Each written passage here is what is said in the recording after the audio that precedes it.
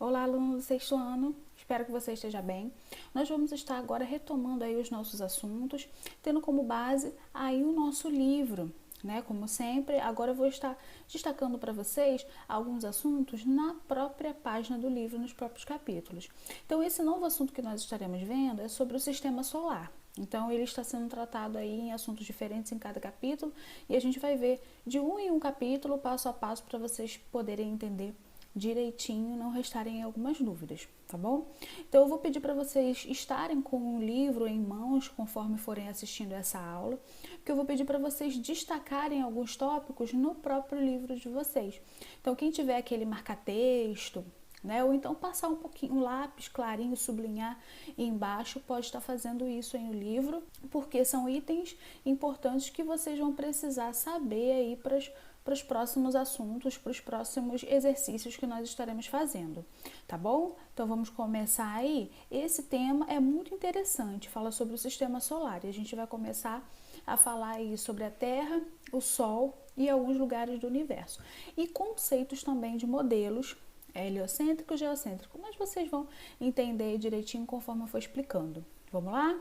Tema aí do nosso capítulo 1, Terra, Sol e seus lugares no universo. Esse texto que vocês estão vendo aqui na página, ele desperta em nós uma curiosidade, né, sobre o assunto.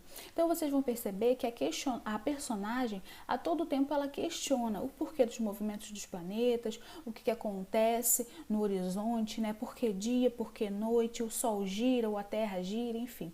São vários questionamentos que a personagem faz para poder tentar explicar aí o que está acontecendo no universo. Mas hoje, você sabe aí o porquê que esses movimentos acontecem? Para começar, nós temos que entender direitinho como é que funcionam os modelos que tentam explicar aí o movimento dos planetas. Então, sempre foi um questionamento muito grande, desde o período da antiguidade, né, em relação àquele período lá dos filósofos, né, onde várias coisas estavam sendo descobertas, né, a questão do raciocínio lógico também, ou seja, o homem pensa, logo existe, né, então é necessário ter uma lógica para as coisas. Desde esse período, os estudiosos observam o universo e passam a se questionar em relação aos movimentos que os planetas fazem. Então, eles já perceberam que estamos em um local e fora desse local, né, no céu, vários outros corpos celestes se movimentam, mas em que esses movimentos estão consistindo? Então, é a partir dessa pergunta que a gente tem o surgimento dos modelos. O primeiro modelo é o modelo geocêntrico. Essa palavrinha significa terra e centro. Geo significa terra, cêntrico é centro. Ele foi um modelo proposto, né, por Cláudio Ptolomeu lá naquele período antes de Cristo. Aí no livro está indicando para vocês, né? Deixa eu marcar aqui, vocês podem marcar também 90 anos antes de Cristo a 160 anos antes de Cristo. Então podem fazer essa marcação aqui, que a Terra era o centro do universo. Então, o que isso significa, professora? Que a Terra estava no centro, ó, observa bem esse desenho aqui. A Terra está no centro e todos os outros planetas, inclusive o Sol, gira ao redor dela. Né? Então, isso traz para a gente uma ideia de que a visão do ser humano naquele período era muito egocêntrica. Né? Ele pensava apenas em si como o ser predominante da natureza, né, predominava sobre os outros animais conhecidos, então o universo também estava em função dele. Então, todos os outros planetas, todos os outros corpos celestes e estrelas também estariam em função dele, né, do ser humano naquele período. E isso de acordo com o pensamento deles, tá, gente? Então, houve a proposta desse primeiro modelo, o modelo geocêntrico, que vai indicar que a Terra é o centro do universo. Anos à frente, né, já na nossa era, no período bem mais recente, aí vocês estão vendo aqui, ó, 1473 a 1543, então Nicolau Copérnico já com uma observação maior sobre a questão do universo e também com a quantidade de descobertas maiores, né, gente? Então o tempo passou, as descobertas foram acontecendo, cada cientista compõe né, o nível de conhecimento aí com as suas ideias. Então, várias coisas foram acontecendo aí com o passar do tempo e chega Nicolau Copérnico dizendo que o modelo do geocêntrico está errado, de fato estava, se bem que naquela época ele não foi aceito de imediato, né? Até ele convencer as pessoas, principalmente a grande elite daquela época, demorou um pouquinho. Nem todo mundo quis comprar a ideia dele, mas ele veio aí com força total propondo o modelo heliocêntrico, que diz que o Sol é o centro. Hélio vai significar Sol, cêntrico significa centro. E a partir daí, a ideia de que o Sol é o centro do universo, no caso, né, do universo conhecido, que é o nosso sistema solar, se torna cada vez mais forte.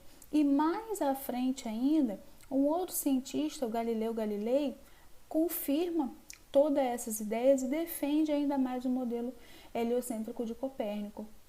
E a partir das ideias deles se propõe o modelo planetário que nós conhecemos aí nos nossos dias, tá bom? Que nós estudamos hoje nos livros de ciências.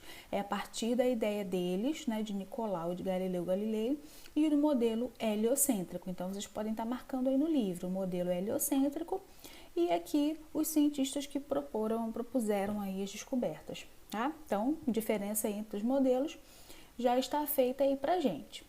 É muito interessante vocês lerem esse texto, a tecnologia muda a nossa visão do mundo, porque foi a partir da tecnologia desses últimos anos, né, que nós estamos vivenciando aí do século 21, que várias descobertas ainda mais importantes foram feitas, como por exemplo, a ida ao espaço, né, o envio de satélites. Então tudo isso pôde ser confirmado através da visão, né? Os cientistas viram aí a ideia da proposta do modelo heliocêntrico sendo confirmada. Vamos estar falando agora sobre o Sol e o Sistema Solar, né? Já sabendo aí que o Sol é a principal estrela que compõe o nosso Sistema Solar, principal e única estrela que compõe o Sistema Solar e o corpo celeste mais importante aí pra gente. Então, ela é a principal fonte de luz e calor do planeta Terra, podem marcar isso aqui. E é ele que compõe 98% da massa do Sistema Solar. Isso é muita coisa, gente. Então, ele é uma estrela bem grande. Mas existem estrelas muito maiores do que ele, tá? Então não fiquem aí achando que nós somos os maiores aí do sistema solar, porque não é bem verdade. Existem aí estrelas que chegam a ser o dobro do tamanho do Sol. Então, a luz do Sol é a principal fonte de energia aqui para o planeta Terra e ela permite que seja realizada a fotossíntese, que exista chuva, que existe diferença de clima em várias regiões. Então, toda a energia considerável para o nosso planeta vem do Sol. Então, sem o Sol, nós não existiríamos. O Sol também, gente, ele permite a mudança das estações do ano. Justamente, é o movimento do planeta Terra ao redor do Sol que vai determinar a variação aí das estações do ano. Primavera, verão, outono e inverno. Então, isso aí é mais uma condição, né, que nos faz perceber que o Sol é muito importante. Então aqui que eu gostaria que vocês destacassem também a questão da massa e da gravidade. A gravidade do Sol é tão intensa, tão forte, que ele consegue prender na sua órbita todos os planetas aí que nós conhecemos. Então, Mercúrio, Vênus, Terra, Marte, Júpiter, Saturno, Urano e Netuno são presos à gravidade do Sol. Então, nós sempre estaremos aí à sua órbita, né? Ou seja, fazendo um movimento de translação ao redor do Sol. E é a força que prende todos os planetas ao redor do Sol é a força da gravidade. Então, a massa dele é muito grande e exerce uma força da gravidade também enorme. Por isso que todos esses planetas conseguem ficar aí ao redor do Sol fazendo seus movimentos, tá? E falando de planetas, já disse aí uma listinha para vocês, certo? Nós temos aí 8 planetas conhecidos, podem destacar aqui o nome dos planetas, embora eu tenha certeza aí que vocês sabem de cor, né? E temos também a questão do Plutão. O Plutão, ele não é considerado mais um planeta, ele foi considerado, mas deixou de ser considerado, né? Tudo isso porque a órbita dele estava se distanciando aí do Sol.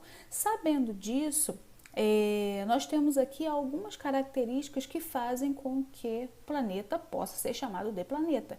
Então, 3 aqui para vocês, eu vou pedir para vocês destacarem, pode colocar, escrever aqui do ladinho, é importante, né? Então são elas: estar em órbita do Sol, apresentar a forma arredondada com resultado de equilíbrio de forças internas, ter dimensão predominante entre objetos que se encontram em órbitas vizinhas, ou seja, eles têm que ter uma dimensão maior dos objetos que estão aí na sua órbita, né? Por exemplo, asteroides, cometas, meteoritos, então eles têm que ter uma dimensão muito maior que eles. Cumprindo todos esses pré-requisitos e também girando ao redor do Sol, pode ser considerado um planeta. Falando agora dos satélites naturais. Satélites naturais, aí eles vão estar sempre em função do planeta. Então, decora isso. O planeta está em função da estrela, ou seja, ele depende da estrela. O satélite natural depende do planeta e da estrela, tá? Então, os satélites naturais também são chamados de luas. Então, o nosso planeta aqui, o planeta Terra, ele tem uma lua. Júpiter tem 67, então, assim, depende muito, vai variar de acordo com o tamanho do planeta. Então, quanto maior o planeta, maior quantidade de luas ele pode ter. Tá bom? Então, o satélite natural, ele não é uma estrela, mas ele se movimenta ao redor do planeta e também em função da estrela. Ele é um corpo celeste luminoso. Eu até gostaria que vocês destacassem isso. Todos os corpos celestes luminosos emitem luz própria e os iluminados não emitem luz própria. Então, o satélite natural, o planeta, eles são iluminados. Tá? Então, eles também podem ser considerados aí alguns menores, né? Elementos menores do sistema solar. Porém, existem elementos menores do que as luas ainda. Então, nós vamos estar falando deles aqui um pouquinho. São os cometas, asteroides, meteoroides, meteoros, meteoritos. Então, todas essas nomenclaturas aqui são sinônimas, né? Então, eles são corpos celestes aí que vão estar vagando pelo universo, fazendo trajetórias cada vez mais diferenciadas, né? Então, existe uma expectativa que o sistema solar tenha cerca de 4,6 bilhões de anos. E justamente na formação do sistema solar, criou-se, né, através de explosões, tudo isso é teoria, tá, gente? Teoria do Big Bang. E através dessas explosões, vários fragmentos de corpos celestes ficaram aí vagando no universo. E esses fragmentos são os cometas, asteroides, meteoroides. Cada um vai ter a sua nomenclatura de acordo com o tamanho, tá? E também com a característica. O cometa, por exemplo, cometa é formado de rocha, de gelo e de poeira.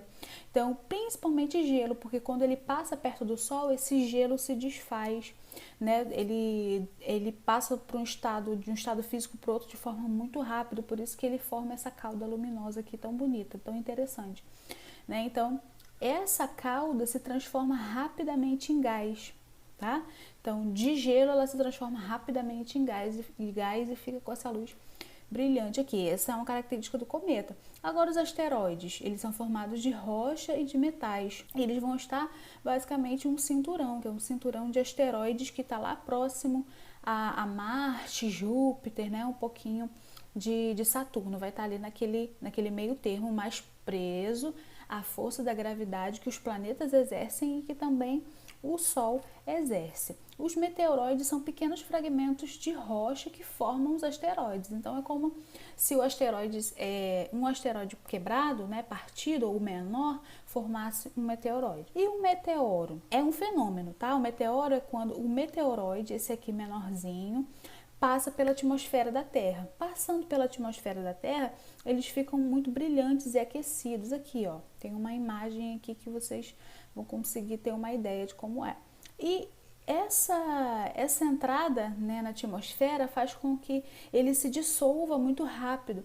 Então, a nossa atmosfera também é uma camada de proteção, que não deixa que muitos meteoros caiam no planeta a ponto de causarem impactos devastadores, tá bom? E quando esse meteoro consegue aí ultrapassar a atmosfera e cai na superfície da Terra, ele já consegue cair de uma forma bem menor, tá? Então, por exemplo, se esse meteoro ele tem o tamanho de um caminhão, por exemplo, quando ele passa na atmosfera, ele vai começar a se fragmentar, vai diminuir. Se ele conseguir tocar aí a superfície da Terra, no mar ou no solo, enfim, ele já vai ser do tamanho de um carro ou do tamanho de uma moto, vai ser bem menor. E isso diminui muito o impacto e não ocasiona aí problemas graves no planeta. Então é essa a ideia aí. Então vocês podem estar marcando esses termos aqui, essas diferenças entre asteroide, meteoro e meteoritos.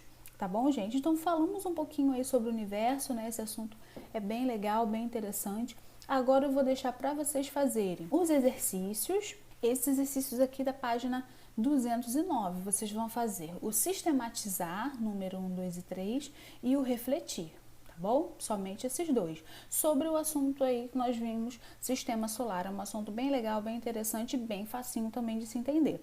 Então, continuem deixando as dúvidas de vocês lá na plataforma, né? E continuem fazendo as anotações do caderno, tudo direitinho, para no retorno a gente estar verificando, ok? Então, um forte abraço para vocês. Tchau, tchau!